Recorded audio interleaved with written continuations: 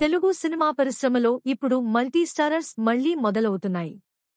తాజా సమాచారం ప్రకారం ఇద్దరు యువనటులు మల్టీస్టారర్ సినిమా చేయాలని నిర్ణయించుకున్నట్టుగా తెలుస్తోంది. బెల్లంకొండ సాయి శ్రీనివాస్, నారా రోహిత్ కలిసి ఒక మల్టీస్టారర్ సినిమాలో నటించనున్నారని తెలిసింది. బెల్లంకొండ సాయి శ్రీనివాస్ వరుస సినిమాలతో బిజీగా ఉన్నారు. అలాగే నారా రోహిత్ కూడా ఇప్పుడు బిజీ అయిపోయారు.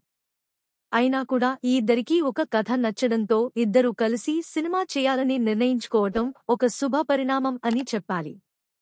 నాంది లాంటి ఒక మంచి సినిమాని అందించిన విజయ్ కనకమేడల ఈ మల్టీస్టారర్ సినిమాకి దర్శకత్వం వహిస్తున్నట్టుగా సమాచారం. ఈ మల్టీస్టారర్ సినిమాని ప్రముఖ నిర్మాత కె రాధామోహన్ నిర్మించనున్నారని తెలుస్తోంది.